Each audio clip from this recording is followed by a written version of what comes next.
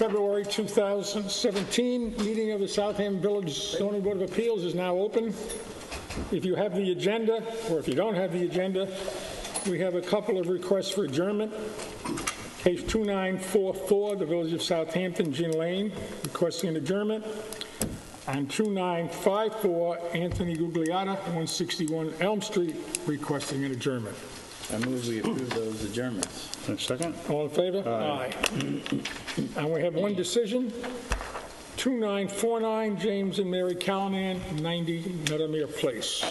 Before you take a vote on that, I just wanted to let the board know that I spoke with the building inspector today, and there is a small existing wooden pier on that site that was put there in violation. Never had any building permit. So the applicant did obtain a DEC permit, and the permit from this board, if you choose to go ahead with it, would be issued tonight, along with a Phragmites restoration plan. We typically don't get involved with permitting in the water structures, but the pathway to it and anything in the adjacent area is part of the permit. So the building inspector does expect that there would be a fine. Apparently he has been in touch with the applicant and would proceed to issue the building permit with a fine if this board acts on the permit tonight. So I just wanted to make you aware of that. There's no reason to hold up the decision that's before you, but as I said, I spoke with the building inspector today. And I think we already have your conditions, right? Yes, conditions are there in the file, and we felt it was a good project. We did have some comments at the last meeting. The applicant resubmitted, and we feel that it meets our guidelines and standards. Rick, do you have anything to say to this one? Nope. We'll just go ahead and we can move it? Yep. I move we approve this decision as proposed. A second? All in favor? Aye.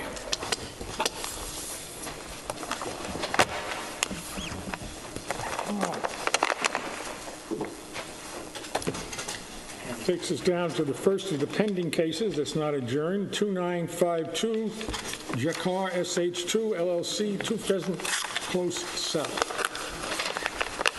For the applicant, Gilbert G. Flanagan, 21 South Main Street, Southampton. This application was heard in the first instance at your meeting in December, and it was adjourned from the January meeting because we wanted to submit some additional information, do some additional research. Among other things, you asked us to look at ways to modify and alter the project, which involves construction of a tennis court. So since the original meeting, we have submitted some additional pieces of information, all of which were filed before your work session. And just very simply, I thought I could summarize what we did, and if you have any particular questions, I'll be happy to try to address them. The first thing that you asked us to do was to look to see if there was any way to reduce or mitigate the amount of the variance setback request we were making for the tennis court from Narrow Lane. As you can see from the submission we made before the work session, the tennis court was relocated to meet a setback of 70 feet from Meadow Lane rather than the 44 feet that was originally asked for. And as I pointed out in the letter when I submitted the package of information, there is some rationale for that particular number, in that this portion of the subdivision is actually located in the R40 zoning district. If you look at the zoning map, well, when the cluster subdivision was approved, they applied R60 setbacks throughout. But the reason I mention this is that in the R40 district, the setback of an accessory structure from the street is 70 feet. So there was some rationale for that. You might also note, if you look back at the 1993 decision, which granted certain relief for some other lots that are in Pheasant Close to the north, that decision made mention of the fact that the setback in the R40 district is 70 feet. Now, it also bears repeating that, and I'll get into this in a minute about the uniqueness, because I think that and the precedent issue, because it's important to note that this is the only cluster subdivision in the village which has a split zone running through it. So that in and of itself is a uniqueness factor. In fact, I think there are only 2 other cluster subdivisions in the entire village, one of which is the Halsey family partnership, which is further to the east of this, and the other one is Cobblefield, which is on the other side of Narrow Lane. So the 70 feet does have a rational basis to it. It is a conforming setback, accessory building setback from a street in the R40 district. As you know, I also submitted some information about other lots on the east side of Narrow Lane that were not part of the subdivision, and all of them were constructed under R40 zoning district requirements. So as I say, there is some rationality for why we picked that number. Now, it bears repeating that the court, as designed, is a reduced-size court. It's 55 feet by 115 rather than 60 by 120, and only 20 feet of its width is actually within the 90-foot setback, which is 36% of its, Mr. Guider will appreciate this calculation, 36% of its width. In other words, 64% of the court actually meets the setback of 90 feet. And obviously, it bears repeating that when this court is constructed, if it is constructed, it has to be sunk 3 or 4 feet below grade, landscaped, screened, and have drainage control. So that's the first important thing we did. We did take what you suggested seriously, and we greatly reduced the amount of relief requested. The second thing we did, and you legitimately have a concern about the setting of a precedent, and that obviously is one of the things, if you look at the state law that talks about granting area-type variances, one of the things you have to worry about is what the effect of a variance is on the particular neighborhood and the community at large. So there really are two phases to that.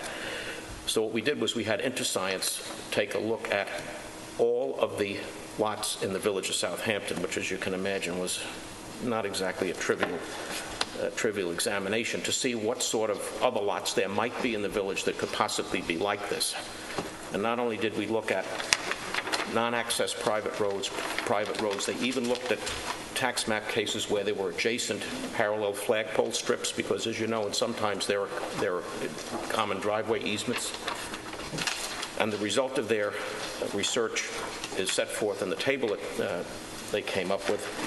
And as it turns out, it appears that there is only one other lot in the village which has this same characteristic as this lot does. And that is a lot that has frontage on 2 streets, which are access roads, and a third frontage that fronts on a non-access private road. And that's the property. It's at the end of Gin Lane and on the east side of Fairley. And I think I submitted some information on that.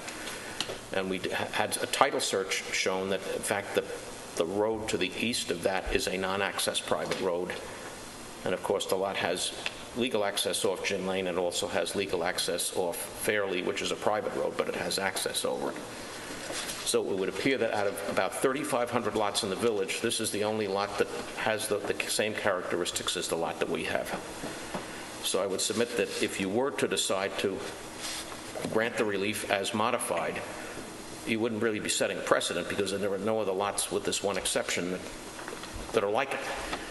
It also bears repeating, when I took a further look at that lot, which, by the way, some of you may remember it as the lot that Andrew Crispo's house was on, the house that blew up a few years ago, and there's nothing on it now. But I took a look at it, and I do have a copy of it, which I would give to you, a copy of an aerial picture of it. But it's interesting to note that if you look at the size of that lot, and when you take away half of Fairley Road, because the lots that front on Fairley, they actually own to the center line of the road. When you take away that acreage, if you were to construct the bare minimum size house, 1,500 square foot footprint, before you hit the lot coverage maximum, you could have only a 50 by 100 square foot tennis court, which is not really a tennis court at all. So it's even questionable whether or not this lot is comparable. And I say that because, as you know, I can't remember more than 1 or 2 times you've ever granted a lot coverage variance for an accessory structure. You know, you're pretty strong about that across the board, whether it's a swimming pool, a tennis court, or a garage, or any of that. So I think this is truly a one-of-a-kind case, and I think that's extremely relevant when you're considering the precedent issue, which appeared to be a concern you had at the first meeting. And I have a picture of an aerial picture of what I call the Crispo lot, which shows how it's set up. Here's Gin Lane, here's the non-access private road, and here's Fairley. And you can see that it actually took its access off Fairley. So I can hand those up. And here's my little handwritten analysis of what could be done even with that lot. is its size taken from the tax map, calculation of what the maximum lot coverage would be.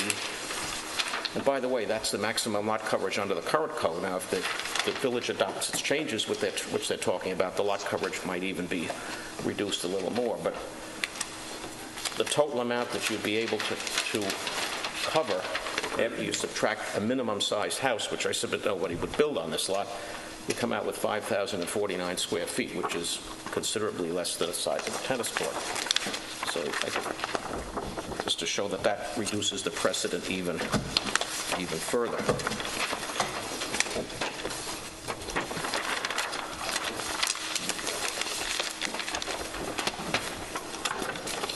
Again, it bears repeating that this is a lot in a cluster subdivision. In fact, the subject lot has an area of about 71,365 square feet.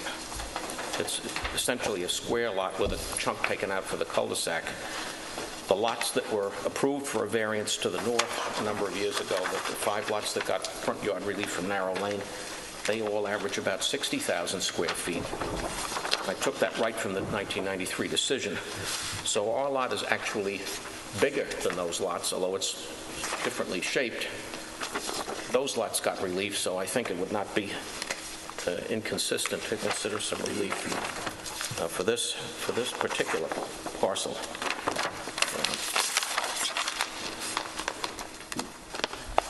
I already talked about the other lots not in the subdivision that are on the east side of narrow lane that have observed the R40 setbacks. Now, the other thing I'll say about this is one of the things you obviously consider is the effect of the construction on the neighborhood. Well, one of the things we looked at is how far would this tennis court be from any surrounding properties, and what would be the impact of this court on the surrounding properties. And from our studies, we concluded that it would probably be the farthest from any adjoining property of any location you could pick. If it was shifted further to the south, it would be closer to the fellow to the south. Right now, it would be about 100 feet away from the property to the north of it. It's considerably far from the property to the east of it, and obviously there's a 70-foot setback to the street, then you've got a 50-foot wide street before you hit the big wide open space in front of Cobblefield. So if you look at the aerial photographs and you take a look at the maps, you realize this is about as far away from anybody else as it can possibly get. So as far as the neighborhood goes, we think it's actually better. Now, I'll just add a couple of other comments, and that is, you may recall at the first hearing, there was no opposition to this application. And when I checked with the village files today, there was no opposition, no letters of complaint submitted to the application. I might also note that immediately across the cul-de-sac from this property is the house of the president of the association, and we have not heard of any objections from the Pheasant Close Homeowners Association either. I hope you had a chance. You're not looking for lot coverage variance? No, we're way below lot coverage. The only thing we need is a dimensional setback from narrow lane and to have the court in the front yard. As I say, we've almost doubled the setback that we originally asked for. So I would encourage you to look at the architect's renderings that were done too, that showed what the property would look like developed. And I think you can see not only from the schematics, but also from the aerial photograph that superimposed it, you can see what I'm talking about. Obviously, as I said at the first hearing, one of the things we would agree to as a condition is that we would give up any right to access this property directly from narrow lane, which was a condition that was imposed by the board for the other lots. And I think that's important in this case because narrow lane is a fairly busy street. As you know, the school is on it. And so that would be a perpetual prohibition against someone else taking access off narrow lane. So we really think that this could result in a net benefit to the community rather than a detriment. So when you do the balancing test under the village law, it kind of makes sense. I can tell you it was a lot of work that InterScience did. I was amazed at what they come up with. You certainly did give us some paperwork. Yeah, no, I overdid myself. Starting with all the red dots and very interesting. Right, no, that we colored in the tax map. You can even see we picked out some lots that could have been like this, and there were a number of them that were just simply too small. You'd be way over the lot coverage even when you started out, so we didn't count I them. mean, on this, if I'm looking at the right, you said that the required permitted was 11,491 square feet? Are you talking about lot coverage? Yeah, and the proposed is 11,487 square feet, so you're under by 4 feet. Right, we're under. Yeah. We're under, but, right. I would not have the temerity to ask for lot coverage for anything like this, because you'd send me to the door very quickly. But they're not going to get much more on this property. That's it. So I think we tried to address what your legitimate concerns were. The precedent thing is, I think, really important. I know it is with an accessory structure, and I think if you should decide to act favorably on this, you could certainly single this one out so that people like me couldn't use it in the future. Do you have any questions? Yes. People like you couldn't use it in the future. What's that? People like you couldn't use it in the future. That's right. That would be the whole point. We'd be happy Friend to. sitting behind you there is listening. Yeah, no, I know he is. But he's He likes to use stuff that happened in the past. so distinguish it. There have been a number of cases that you guys have really distinguished, and you can do that. You can do that.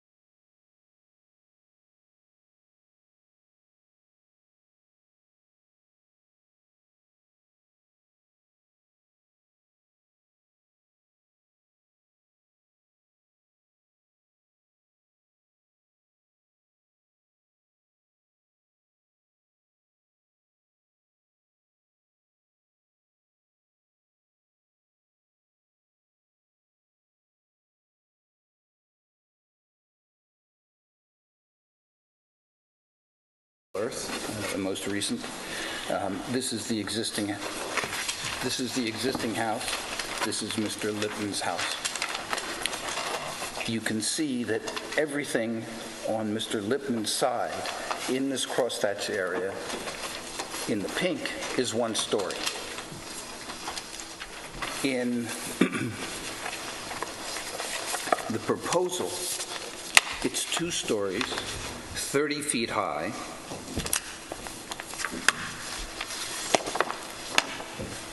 And these are just blow-ups of the applicant's submissions, the cross-sections that were submitted.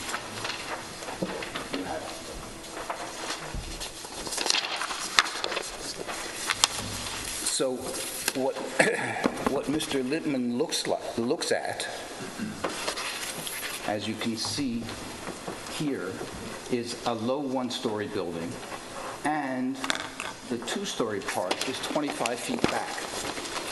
And that 1-story space is here. So they have filled in what was a setback to 25 feet, and they have added another 15 feet or so to the south, all of which is going to be 2 stories. And it's going to look like that. Good-looking house. Yeah, it's a nice house. I mean, it's a nice house. But it is 14 feet away from the property line, where 40 feet is required. It would be in effect, so what the view here is of a small triangle, and essentially no view here because the low part is covered by hedges. What would the new view would be this. And it's the same on the other side facing the street.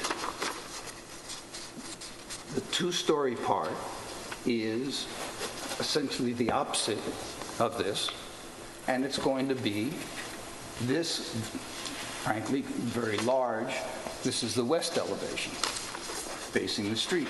Again, 30 feet high, solid building. It's a huge, submit to you, a huge difference in terms of the impact on the immediate neighbors. When Mr. Lippman built his house, he was required and actually agreed to build his house with a sloping roof that went down to the first floor following the pyramid. There isn't a pyramid law, but following the equivalent of a pyramid. These people aren't asking for any relief from the pyramid law. Well, they can't possibly match the pyramid law. This is a 30-foot high house that's 14 feet from the property line. They're not asking for relief from the pyramid law. Well, there is no pyramid law that applies to them, is my understanding. The village has a pyramid law. Well, then I have no idea why they're not asking for that relief. They clearly are going to be 30 feet high, 14 feet from the property line in the solid mass. If they're not, they should be. I was under the impression that it didn't apply here. It doesn't. It does not. It's not apply. Okay. And that was the same. The reason I was under that impression was because Mr. Lippman's house also did not have to put that back, but he was urged to do that to provide light and air for the existing house over here. So instead of setting it back, and instead of having a view which is essentially quite reasonable, he's going to have 60 and more feet, 30 feet high, facing him. It's a much bigger enlargement than it looks like just in plan. It's quite substantial. There is screening there. Well, the screening is, as you see, the screening goes to essentially to the And one story. and most of that side of your client's house is garage. All the activities No. on his property takes place on the east side of his house. That That's where his is pool is. not garage. That is the windows right here. The lookout here are his bathroom All windows. his activities take place on Yeah, the the other whole side of first the floor is house. garage, though, so he's got one second-floor window that looks at this house, and this other house is going to have some second-floor windows that look at his property. It's a village. You know, if you want privacy. You buy a bigger lot.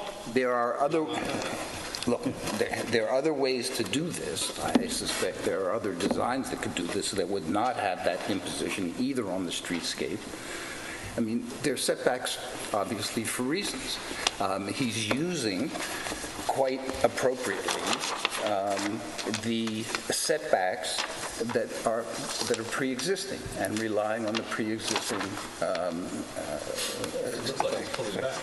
And he's pulling back some, absolutely, right.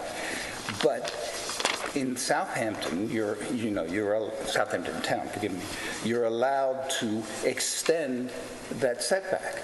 But Southampton has a pyramid law. So if this were in Southampton town, I know that doesn't necessarily sway you, but the concept is if you're extending the house and using that setback, you still have to meet the pyramid law. That would have, again, a one-story that would slope back and follow the slope back. They haven't done that. They haven't designed the house that way. But so your argument is that we should use Southampton town law and enforce it at Southampton Village on this particular piece of property? Absolutely not. What I'm saying is this is a huge change in terms of impact on the immediate neighbor. It's 14 feet away, 13.9 feet away from the boundary line. It's changing that view to this view. But he can do that as of right. No, he can't. He's expanding a non-conforming building.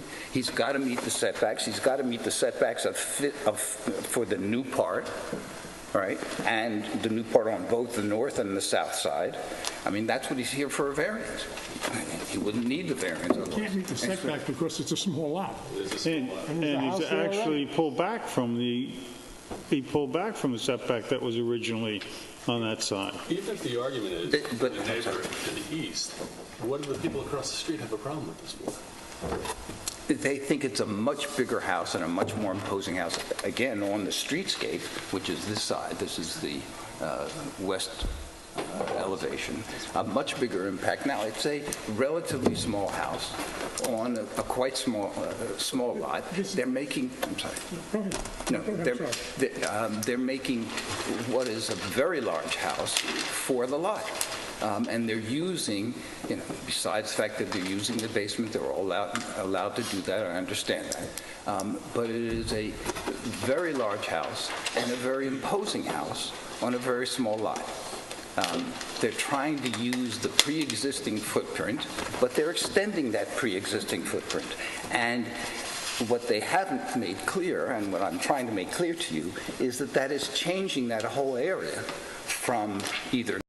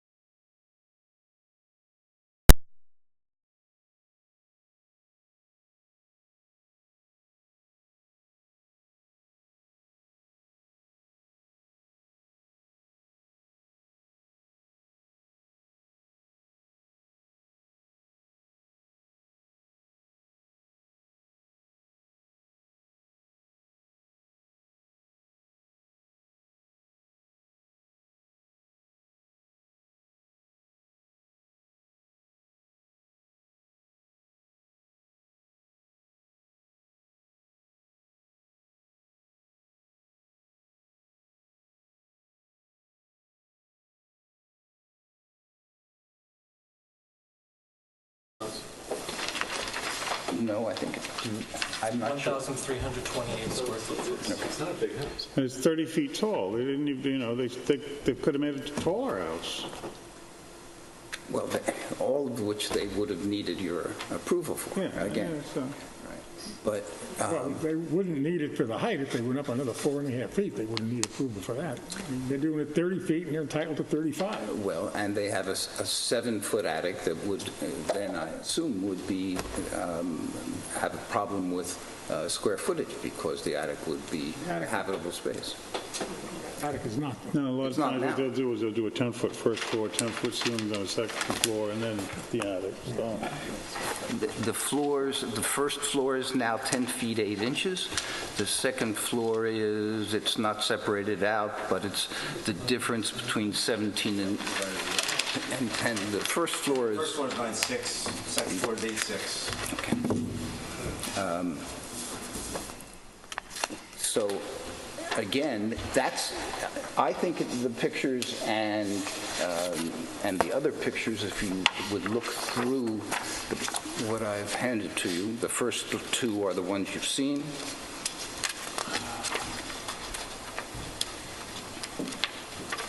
Excuse me. And this one perhaps shows it best, the second in your package. Here's Mr. Lippman's house, again with the roof sloping away.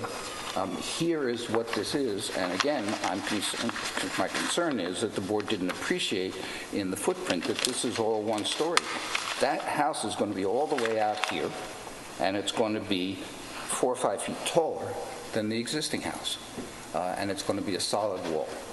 Now, the question is that, are there feasible alternatives to that? Will it impact adversely the neighbors? It clearly will, Mr. Lippman. Would it impact the streetscape and the community? I suggest it will, because it's very different, and they need a whole list of variances to get there. The only reason you need all the variances is because of the size of the lots. That's right. But the question is, can you design something that is less impactful on the streetscape and on Mr. Lippman? And I think there are ways to do it, and I'm not designing. The majority of the houses in this neighborhood are all 2 stories. And the majority of the lots in this neighborhood are substantial, a lot bigger. Absolutely. Well, This is a so tiny lot. you know that. That's what we're dealing pays with. your money, you take your choice. I mean, they decided to buy a very small lot, right? Somebody would buy it. It's a buildable lot. Somebody was going to buy That's it. right. It's in a nice neighborhood. It's a buildable lot. It wasn't going to sit fallow. Of course, but the question is, Before was one lady, hardly ever seen, with no activity around the house. Now it's going to be a little different. The streetscape currently is not the best. It's not a gift for the street. What's there now? With that little flat roof, what's there No, now? it was kind of funny. Not a gift to the street. well, this is not, obviously, a newer house and a well-designed house would be more attractive than what's there now. I agree. There's no doubt about that. All right. The question is, should you, in weighing your balance, sure, there's a benefit to them. It's a much bigger house than what's there now. And the question is, do you balance that against the detriment to the community in terms of the streetscape, and certainly Mr. Lippman, who did need a variance, not a side yard variance, but he did need a variance when he built his house, and was very much encouraged and went along with designing his house so he had the pyramid that you've seen in the pictures. What was the variance that it was granted? What was your variance? Well, this was 15 years ago. I don't remember the specifics, but I remember that I had a whole different set of plans, and I was told, we don't have a pyramid law in Southampton, but we can condition your variance upon your following as if we did. And in fact, that is how the house was completely redesigned, so that there would be more light to the next door house. I don't remember it, no. Yes, I do remember. I don't remember the circumstances, but I do remember the property being before us. I thought the house was already there. I didn't know It was. the house was there. Yeah, and he extended it, but he extended it up. But when he went up, he went on the pyramid. I mean, he redesigned it and renovated it, obviously, but he was, as you heard, encouraged to do that and to mimic the pyramid law. Do you have a copy of the variance? I don't, I'm sorry. Well, we encouraged these people to make some changes, and they did. We're very happy with the changes they've made. That doesn't mean we're completely happy with the application, but we're certainly happy with the changes that they've made since the last meeting.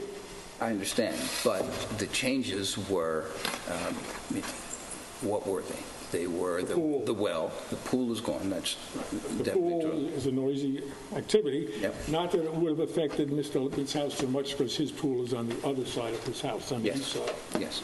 That's where all his activity takes place, on the east side. I think the pool is important, but certainly for Mr. Lippman, this massive wall overlooking him is much more important. It really is an imposing structure very close to his house.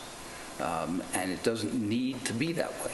And, are there feasible alternatives that would reduce either eliminate, I don't see how you can eliminate the variance, and they're entitled to take advantage of the existing condition and setback, right? But they are extending it and changing all of this. Only the pink part exists, and it's one story, and the new part, it's all 30 feet high and all faces right in his face and in the face of his bathroom, actually, bathroom windows. It's a very big deal. Actually, the peak of the roof is 30 feet high.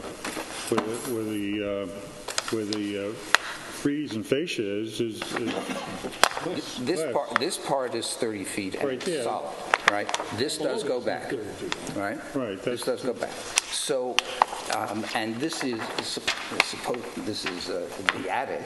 There might be a way to do that as well, to set that back, or to do, again, I don't want to redesign the house, but the question is, they have decided to get a very small lot. They want to get a nicer house, all of which is terrific, and they're entitled to do that, even if it were a vacant lot there. How tall is to Mr. build. Whitman's house? It is, do you remember how tall your house is? It's probably about 30 feet, but again, it's pitched. Well, part of this roof is pitched as well. Well, it's pitched but so all that of the peak is more than 30 feet from the property line. So what is being added is all of this and all of this, and then the slope back. And that's a very big, I mean, I've said it, I think I made it clear to you. You have to make that balance. I think that balance is in favor of not granting this variance and asking to redesign it in a way that is more sensitive to their neighbors having bought this property and trying to squeeze as much into it as they can. Certainly okay to do that. There's nothing evil of that in that. But they're doing it in a way that imposes very much on Mr. Whitman. I have a second, unless you want me to go on and say it again. I think the pictures that I've submitted to you and the elevations really show the difference. You can just see from the main picture, the Google Earth, all of this area is going to be now 30 feet high with a solid wall, or most of it 30 feet high, and some of it and substantially higher than it now is. It's a very big variance in terms of impact on the neighbor. That's the main thing. I have one small point to add to that.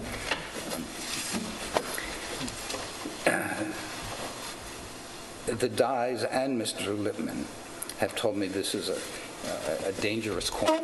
There have been a number of accidents there. I don't know. Nobody was down there. Really? Well, you can hear from Mr. Lippman yourself. I live at the other end of the street. My kitchen looks right down the road. The parking, and the question is whether or not this is really feasible parking. If you look at the spaces are clearly the right size. They're the size they have to be. Can you really use them? Can you get the driveway that they have is here? This parking is on grass with pavers for the vehicles number 2 and 3. Vehicle number 1 is on the, what would be a gravel driveway, I assume, a permeable driveway. But the question is whether these are really usable spaces. Can you use them? Can you get in and out of them? Given, again, it's a small lot and they're squeezing it in. And the result of the concern is that people are going to be parking on the street and making it more dangerous because it's not really usable. What about Mr. Lippman, I guess, he cannot even view the new second story. He doesn't have any windows on that side. Yes, he does. He does. Well, that's a low window. That's, you'd have to No, it's in parking up to look at it. It's in his second story. And No, they're the I do have bathroom. windows that face the direct. They're in his, you can see them there, and you, One window, right? it's a, There's two windows that are set back in there. There's like a little bit of a setback and the windows in there. Yes, and it was,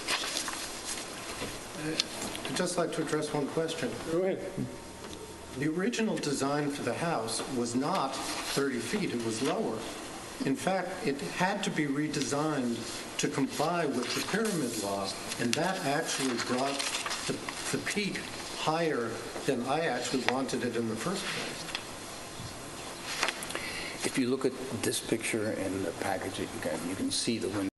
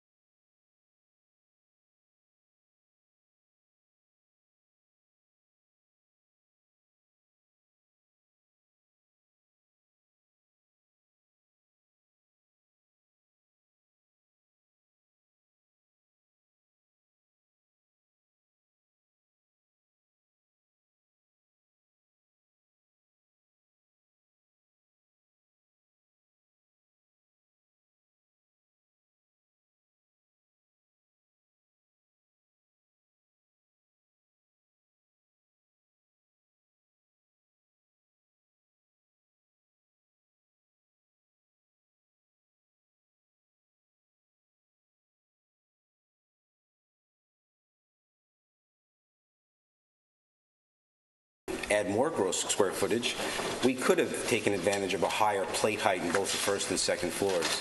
We chose not to, I think more because of the way that we were dealing with the overall aesthetic. We were trying to nurture this design as it relates to the entire village. We understand the variances that we asked for, so we approached the height of the first floor and second floor with the same sensitivity as the way we approached the overall aesthetic of the house.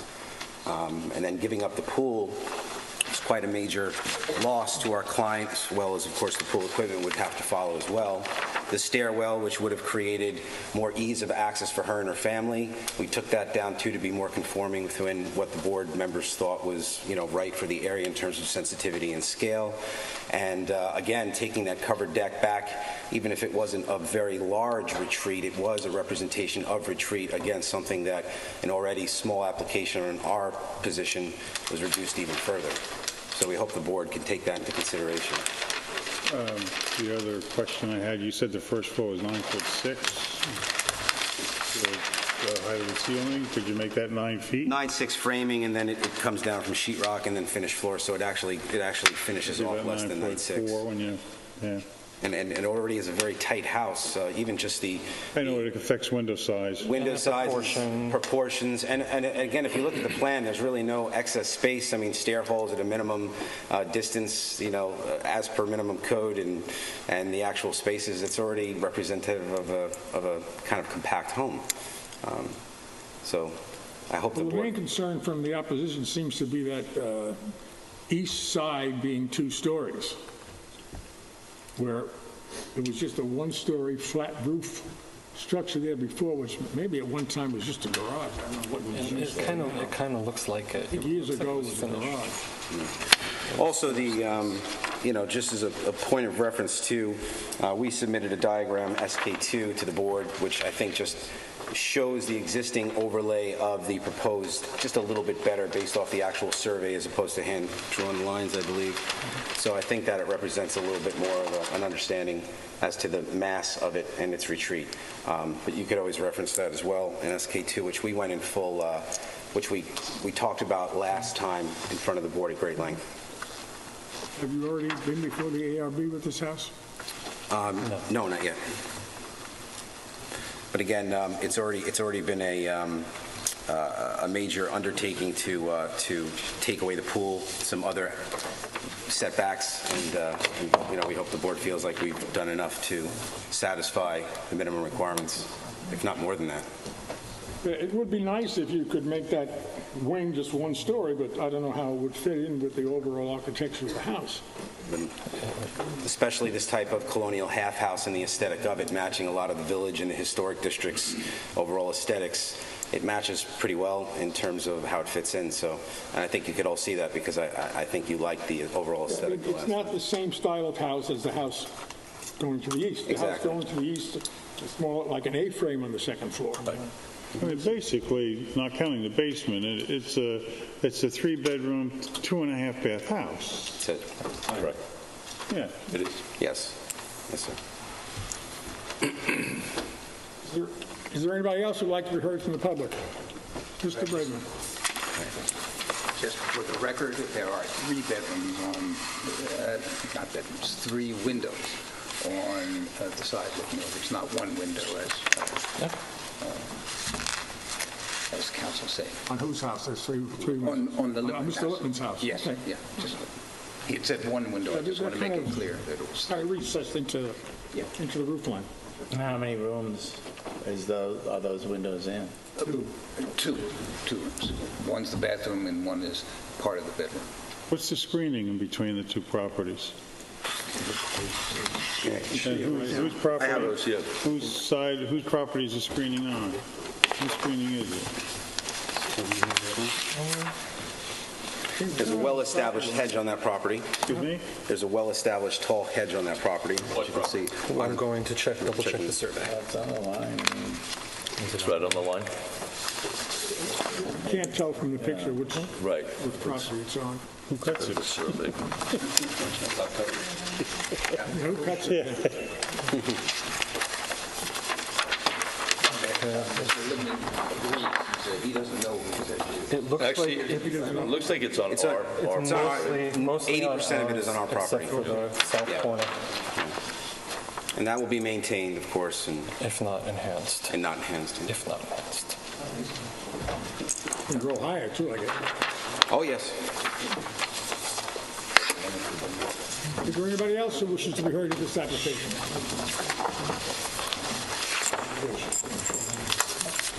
Yeah. I think we'll do is close this, Okay. have a decision. I move we close this application for decision. A second? All in favor? Aye. Thank you very much. Thank you very much. I know you just closed it, I've already submitted this, pictures of the hedges are, here, they were taken That's why today. it looks like Yeah, they were taken today. Even Cypress, here we come.